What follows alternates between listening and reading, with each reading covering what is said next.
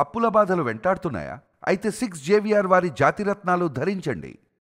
నమస్తే. ప్రస్తుతం లైవ్లో జాయిన్ అయ్యారు జనసేన పార్టీ రాష్ట్ర అధికార ప్రతినిధి అడ్వకేట్ రజనీ గారు. వారితో మాట్లాడదాం. రజనీ గారు నమస్తే అండి. నమస్తే వలి గారు. రజనీ గారు, శ్రీకాళహస్తిలో జనసేన పార్టీ ఇన్ఛార్జిగా ఉన్నటువంటి వినుత కోట, వారి హస్బెండ్ ఇద్దరు వారి దగ్గర పనిచేసే డ్రైవర్ని దారుణంగా హత్య చేసి అక్కడ చెన్నైలో పడేశారు. ఇది ఇప్పుడు రాష్ట్ర వ్యాప్తంగా తీవ్రంగా చర్చనీయాంశమైన అంశం. ఆ కేసులో వాళ్ళు జైల్లో కూడా ఉన్నారు.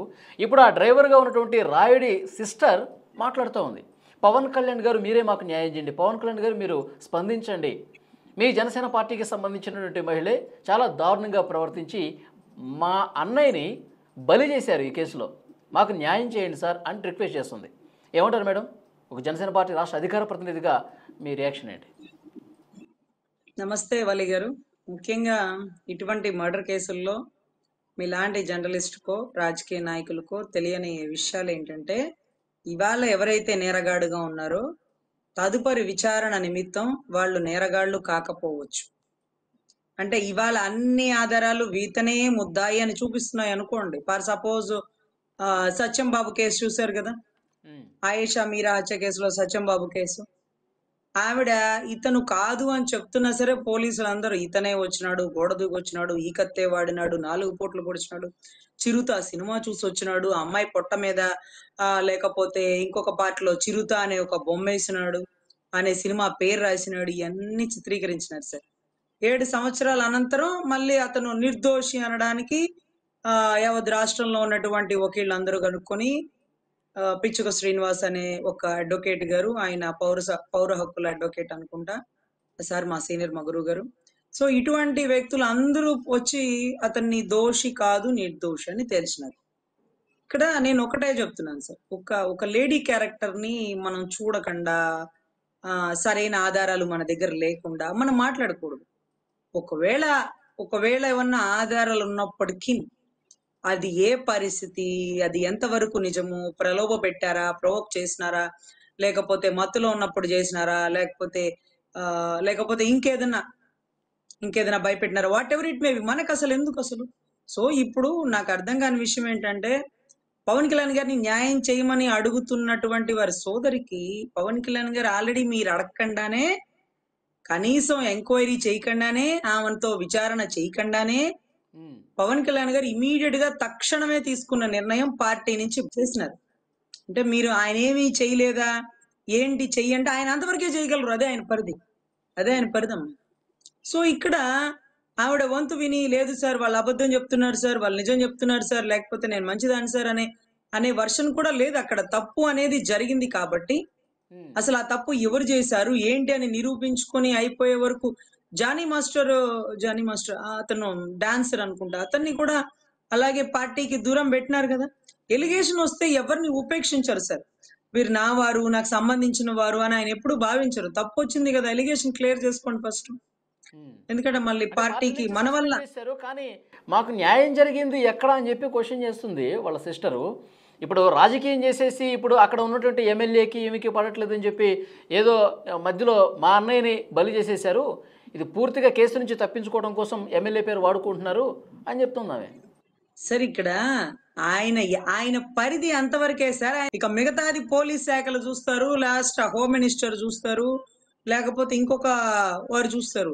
ఆయనేమి వకీల్ కాదు కదా, వెళ్ళి కోర్టులో కేసు వాదిచ్చేసి గెలిపించేసి ఊరు తీసేసేయడానికి, ఆయన సోదరుడికి జరిగినటువంటి అన్యాయం ఊరు చేశారని కనుక్కోవడానికి ఆయన వకీల్ కాదు.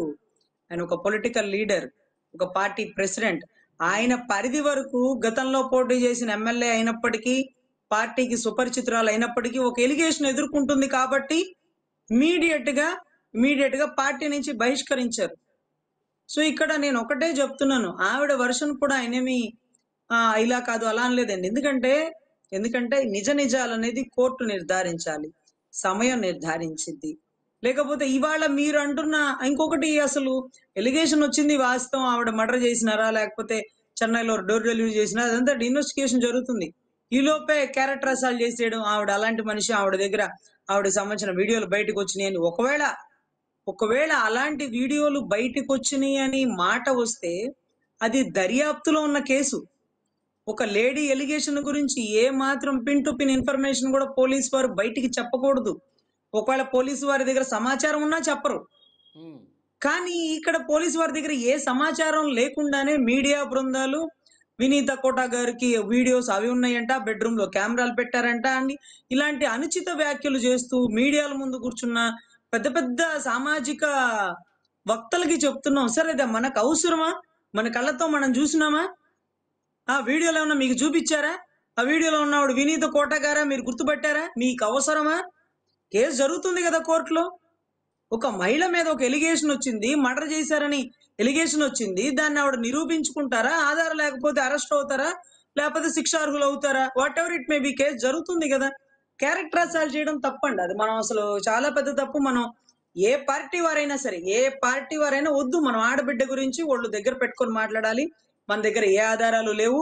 వారు చేశారా, వారితో ఎవరన్నా చేపించారా, లేకపోతే ఎవరో చేసి వారి మీద వేసారా, మీరెవరు చెప్పడానికి? అది ప్రాపర్ ఇన్వెస్టిగేషన్ కోర్టులో జరుగుతుంది. ఒక పోలీస్ వారు వీరు మర్డర్ చేశారని చెప్పినా క్రాస్ ఎగ్జామినేషన్ లో, చీఫ్ ఎగ్జామినేషన్ లో, ఎవిడెన్స్ పార్ట్ లో ఎక్కడో చట కేసు ఆవిడికి ఫేవర్ గా రావచ్చు, ఆవిడికి ఆపోజిట్ గా రావచ్చు. కానీ అయితే ఏది మేడం, నిజమో ఇప్పుడు ఏది రాయుడు అబద్ధం? వాళ్ళ సిస్టరు ఈరోజు ఇంకొక వ్యాఖ్య చేశారు మేడం. ఈ కేసు నుంచి బయటపడటం కోసం, లేదంటే మీరు గొడవ చేయొద్దు అనడం కోసం 30 లక్షల రూపాయలు ఇచ్చేందుకు వాళ్ళు మొగ్గు చూపారంట. కానీ మేము డబ్బులు తీసుకోమని చెప్పి అంతకు ముందే చెప్పారంట. వినూత మనుషులు 30 లక్షల రూపాయలు ఇచ్చే ప్రయత్నం కూడా చేశారంట. అది కూడా ఈరోజు చెప్పింది ఆమె. సార్ అదంతా 100% అబద్ధం సార్. ఎందుకంటే ఎలిగేషన్ అనేది వచ్చేసింది. ఇప్పుడు వారు చేసినా చెయ్యకపోయినా రాష్ట్రం మొత్తం ఎలిగేషన్ వచ్చేసింది. పార్టీ నుంచి సస్పెండ్ చేశారు. ఇంక ఇప్పుడు వీళ్ళు ఏం చేస్తారు? ఆ మనిషిని అరెస్ట్ చేసేసినారు. భార్యాభర్తలు ఇద్దరిని అరెస్ట్ చేసినారు. దానికి సంబంధిత వాళ్ళని అరెస్ట్ చేసినారు. ఇప్పుడు ఆ 30 లక్షలు ఎవరన్నా ఇస్తారా సార్? దండకు కదా. ఈ కేసు బయటికి రాకుండా 50 లక్షలు ఇస్తున్నారంటే అరే నిజాల్ని కప్పి పెట్టేస్తున్నారు, అరే చనిపోయిన వాడికి న్యాయం చేయకుండా ఇదేంటి అని అనుకోవచ్చు సార్. విషయం బయటకు వచ్చింది, వెలుగులోకి వచ్చింది, మీడియా బృందం వచ్చింది, పార్టీ నుంచి ఆర్డర్స్ వచ్చినాయి, అమ్మాయి సస్పెండ్ అయిపోయింది, తర్వాత అమ్మాయి జైల్లో ఉంది. ఇంకా ఏం దాచిపెడతారు? ఆ బిడ్డ ఏం అడుగుతుంది? వాళ్ళ రాయుడు గారి సిస్టర్ మాకు న్యాయం చేయండి పవన్ అన్న అంటుంది. 100% న్యాయం చేస్తారమ్మా, దాంట్లో ఎటువంటి సందేహం లేదు. మీరెవరో తెలియదు, మీరు కనీసం ఆయన్ని కలవనే లేదు.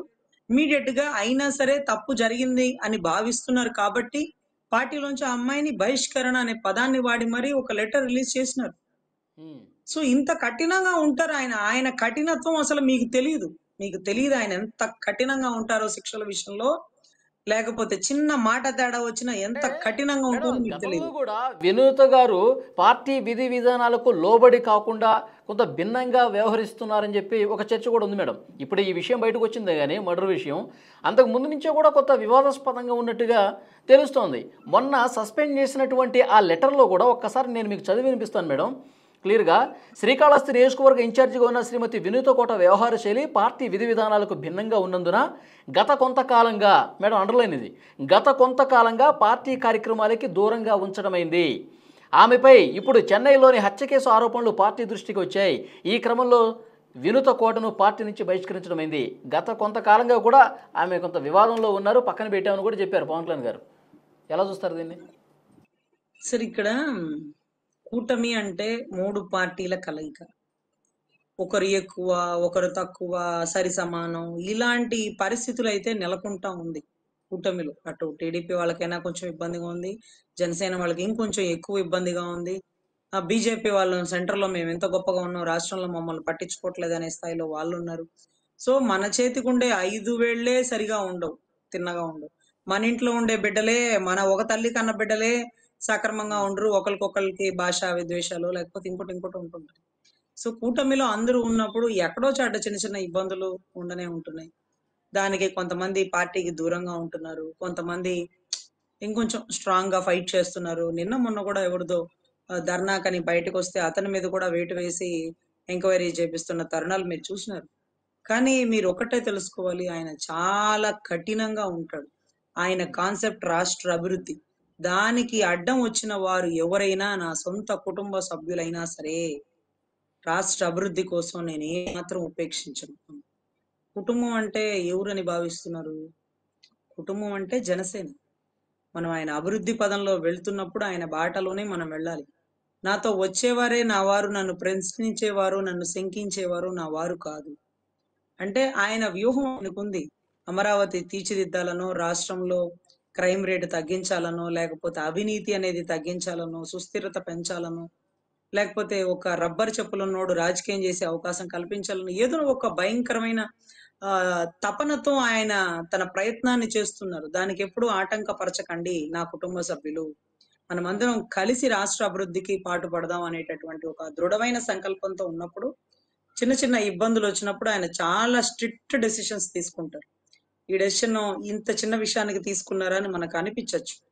కానీ ఇంకా కొంచెం పెద్ద తప్పు చేయాలనుకున్నవాడు, లేకపోతే ఇంకొంచెం గట్టిగా మాట్లాడదాం అనుకున్నవాడు, ఎప్పుడైతే ఆయన గతంలో తీసుకున్న స్ట్రిక్ట్ డెసిషన్ చూసి కొంత లెక్క ఆ మాట మాట్లాడడానికి సుముఖత చూపించడు. వద్దులే, అన్నకి కోపం వస్తుంది, మనం ఇలా మాట్లాడకూడదు, ఇది మీకు ఇబ్బంది కలుగుతుంది, వద్దొద్దు, మనం ఈ కాన్సెప్ట్ లో మనం వెనక్కి వెళ్దాం. ఆయన అభివృద్ధి పదంలో ముందుకు వెళ్తున్నాడు. లేని చోట రోడ్లు ఉన్నాడు, నీళ్లు లేని చోట మంచినీటి కుళాయిలు పెట్టిస్తున్నాడు. ఆయన ఆయన ఆయన పనిలో ఉన్నాడు. ఆయన పనిని ఇబ్బంది పెట్టకండి. మన కుటుంబం అనేది ఎప్పుడు మన కుటుంబ సభ్యుడికి చేదోడు వాదోడుగా ఉండాలి, కానీ కాలికి చేతికి అడ్డుగా మనం రాకూడదు. ఆయన నడిచే విధానంలో కాళ్ళకి చేతులకు మనం అడ్డు తగలకూడదు. ఓకే. సో సో కుటుంబం అంటే ఇలాగే ఉండాలి. కాబట్టి ఆయన అంత కష్టపడి 10 సంవత్సరాల తర్వాత ఆయన ఒక నాయకుడిగా మేము చూస్తున్నాము. గొప్ప రాజకీయ నాయకుడిగా ఉన్నారు.